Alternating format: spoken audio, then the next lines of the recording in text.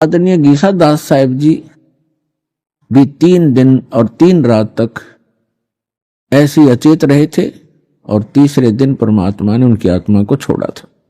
इसी प्रकार रामानंद जी कुछ घंटों तक ही परमात्मा के साथ ऊपर रहे थे, 5-6 घंटा, और फिर उनकी आत्मा को जो वापस छोड़ा तो वो परमात्मा के गवाह बने, साक्षी बने। तो पुण्यात्माओं, उनमें से आदरणीय गरीबदास साहिब जी गांव छुडानी, जिला झज्जर वाले, इनको परमेश्वर ने अपना यथार्थ ज्ञान पुनः दिया। वैसे तो अन्य महापुरुषों को भी बताया, लेकिन उस समय की वाणी जो है बीच में थोड़ी बहुत कोई रह जानी थी, इधर उधर पूरी संग्रहित नहीं हो पानी थी। तो गरीबदास जी के रूप में परमात्मा ने उस प्यारी आत्मा के माध्यम से अपना कंप्लीट ज्ञान दिया, और एक गोपाल दास नाम के एक दादूपंथी संत ने वो लिखी और गरीबदास जी बोला करते थे। ऐसे ही धर्मदास साहिब जी ने लिखी थी, परमेश्वर कबीर जी बोला करते थे। लेकिन इतने समय गुजर जाने के बाद उसमें मिलावट हो जाना स्वाभाविक था, इसलिए परमात्मा ने आदरणीय गरीबदास साहिब जी के द्वारा अपना यथार्थ ज्ञान पुनः प्रकट करवाया। और इसका प्रमाण उन्होंने पहले ही बोला था कि 12वां पंथ गरीबदास पंथ होगा और गरीबदास जी के माध्यम से मेरी वाणी पुनः प्रकट होगी। तो गरीबदास जी ने बताया है, हम सुल्तानी नानक तारे दादू को उपदेश दिया, जात जुलाहा भेद न पाया, यो काशी महे कबीर हुआ। गरीबदास साहिब जी कह रहे हैं कि हम इंक्लूडिंग मी यानी गरीबदास सहित नानक जी को, अब्राहिम सुल्तान अधम को और दादू जी को, गरीबदास साहिब जी कह रहे हम सबको पार किया। किसने? परमात्मा कबीर जी ने। और कौन है वो कबीर जी? जो धानक रूप में, जो लाहे रूप में काशी में 120 वर्ष तक रहे थे। वो परम अक्षर ब्रह्म, वो सत्य पुरुष, वो अकाल मूर्त हैं, वो शब्द स्वरूपी राम है।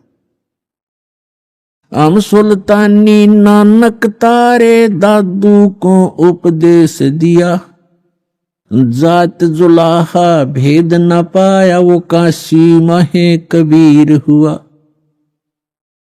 अनंत कोटि ब्रह्मांड का एक रति नहीं भारे, सतगुरु पुरुष कबीर हैं कुल के सिरजनहार। आदरणीय नानक साहिब जी ने कहा,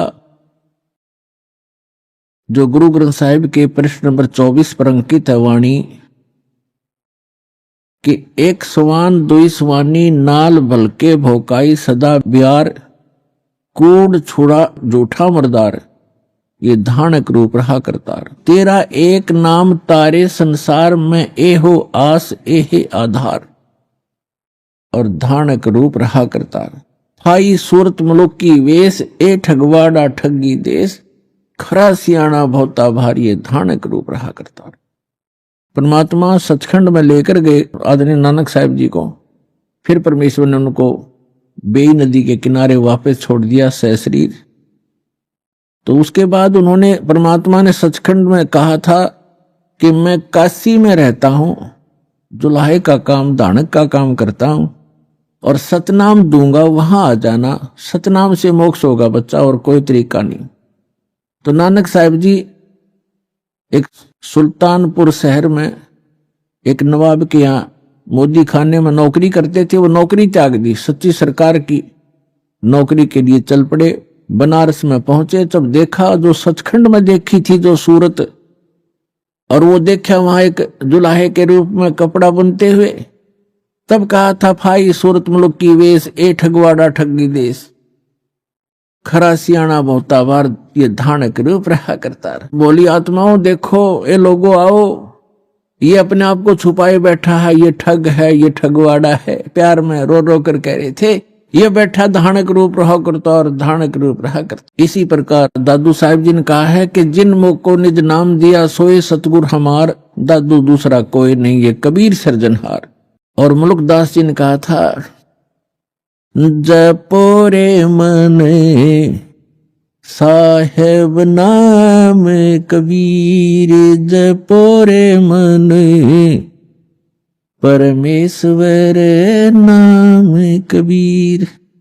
और फिर कहा है कि दास मलोक सलूक कहत है, खोजो खसम कबीर, जपो रे मन परमेश्वर नाम कबीर। काफी लंबा प्रकरण है लेकिन हम थोड़ा थोड़ा आपको प्रमाण दे रहे हैं।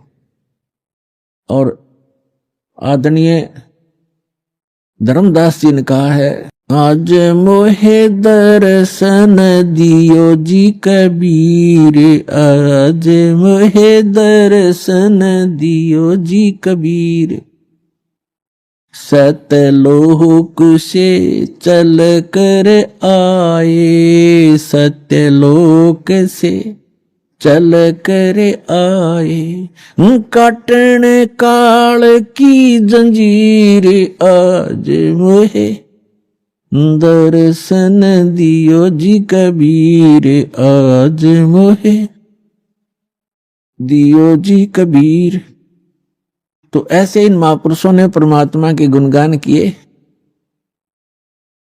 और गरीबदास साहिब जी कहते हैं अनंत कोट ब्रह्मांड का एक रति नहीं भार, और सतगुरु पुरुष कबीर हैं ये कुल के सृजनहार। गरीबदास साहिब जी ने अपनी अमृतवाणी में परमात्मा की महिमा और हमें जो भगवान ने यहाँ क्रिया करने के संकेत दिए हैं, आदेश दिए हैं, वो वर्णन किया है, सुनाते हैं। क्या बताते हैं? कस्तूरी नाम कबीर है ये बिन छेड़े मैं कंत, आद अंत की कहते हूँ पटतर कोई न संत। गरीबदास जी कह रहे हैं कि कस्तूरी नाम कबीर है बिन छेड़े महकंत, और आद अंत की कहते हूँ पटतर कोई न संत। कि जैसे कस्तूरी को चाहे कोई छुओ या ना छुओ उसमें से प्रॉपर महक आती ही रहती है अपने आप ही, यानी परमात्मा कबीर जी की शक्ति अपने आप झलकती रहती है। जो संत उससे जुड़ जाता है, जो भक्त उससे जुड़ जाता है परमात्मा से, तो वो पल पल साथ रहता है और आभास कराते हैं परमात्मा के मैं साथ हूं भाई बच्चे। और वो भक्त फिर पल पल में परमात्मा से मिलने वाले लाभ को महसूस करता है। तो यहां कहते हैं कस्तूरी नाम कबीर है, परमात्मा से प्राप्त जो मंत्र है, परमात्मा की शक्ति उस मंत्र जाप करने वाले के अंदर अपने आप कार्य करती रहती है। और बिन छेड़े मैं कंत, आद अंत की कहते हूं पटतर कोई न संत। गरीबदास जी कहते हैं शुरू से और अंत तक बताता हूं कि इस परमेश्वर कबीर जी के बराबर कोई संत भी नहीं है, भगवान भी नहीं है, समर्थ है। चिदानंद चंदन कला अवगत लहर उठंत, और झिन आकार अजोख पद तिरकुटी में दिखंत। तिरकुटी भिरकुटी मेट दे घट के घाट अनंत, और घट मट से न्यारा रहे जाका आदि न अंत। अब क्या बताते हैं कि जो तुम इस बॉडी में परमात्मा को देखने की चेष्टा करते हो, इसके अंदर परमात्मा का केवल प्रतिबिंब ही देख सकोगे। वो परमात्मा जहां रहता है वो स्थान भिन्न है, वहां जाने की विधि भी उस सूक्ष्म वेद में वर्णित है, अन्य किसी ग्रंथ में नहीं है। नैनो मद निरखत रहे अवगत नाम कबीरे, बेड़ा पार लगाए हूं सुरत सरोवर तीरे। दो नैनों बिच कमल है उजल हिरंबर धामे, शेष शेष पुन रटत हैं जिन्होंने पाया वो राम। शेष 88 ना गए 2400 पर चोखे, 3300 पर तलब है कोई बकरा कोई भूखे। अब क्या बताते हैं परमात्मा? गरीबदास जी कह रहे हैं परमात्मा की महिमा के जिस स्थान पर हमने पहुंचना है, जहां जाने के बाद साधक को कोई जरा और मरण कष्ट नहीं रहता, वहां किसी चीज का अभाव नहीं है, वो सुख सागर है। वहां जाने की जो साधना है वो या तो परमात्मा स्वयं आकर बताते हैं या उन महापुरुषों को प्राप्त थी जिनके विषय में दास ने अभी आपके सामने उनके शुभ नाम बताए। लेकिन उन महापुरुषों को हमने महत्व नहीं दिया उस समय, जिस समय वो प्रगट थे।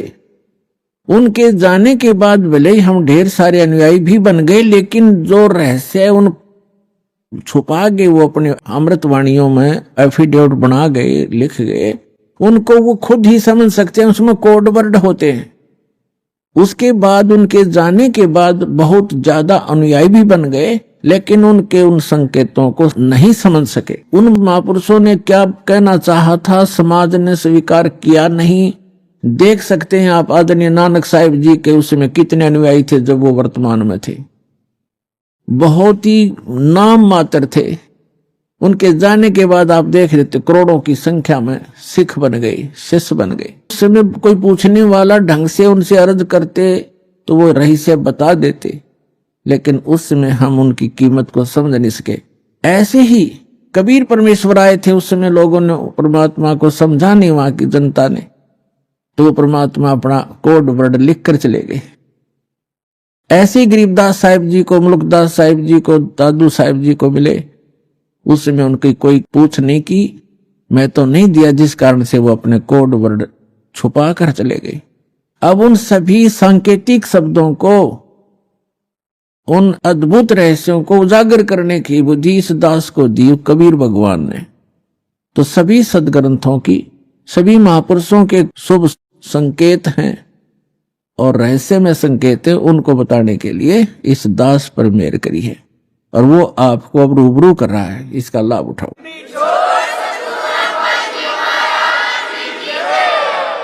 अब क्या बताते हैं कि जो ज्ञान परमात्मा स्वयं आकर बताता है वो है मूल ज्ञान, तत्व ज्ञान। और उसको ना समझकर ये 88,000 ऋषि कहते शेष 88 ही ना गए और 2400 पर चौक है। 88,000 ऋषि माने जाते हैं सनातन धर्म के अनुसार, और 24 अवतार माने जाते हैं। 25वां अभी आना शेष है। तो ये बता रहे हैं कि आप बात करते हो अपनी इन साधनाओं को से पार होने की, वो 88,000 ऋषि नहीं पहुंचे, और ये 24 अवतार भी उस स्थान को प्राप्त नहीं कर सके। और 33 करोड़ देवता माने जाते हैं। कहते हैं 3300 पर तलब है, कोई बकरा कोई बोक है। सुर नर मुनि जन 33 करोड़ी, बंदे सभी नरंजन डोरी। ये 33 करोड़ देवता ये सब काल की डोर से बंधे हुए हैं, इनको यथार्थ ज्ञान नहीं। अपनात्मा, अब यहां बहुत बड़ी शंका पैदा हो जाती है भक्त को कि 88,000 ऋषि ऐसे महापुरुष कहलाते हैं और वो भी पार नहीं हुए। तो पुण्यात्माओं, ये कहने से नहीं प्रमाणों से सिद्ध होगा कि न तो ब्रह्मा विष्णु महेश को ज्ञान था, ऋषियों को तो होगा कहां, क्योंकि ब्रह्मा जी से ही ज्ञान प्राप्त है इनको।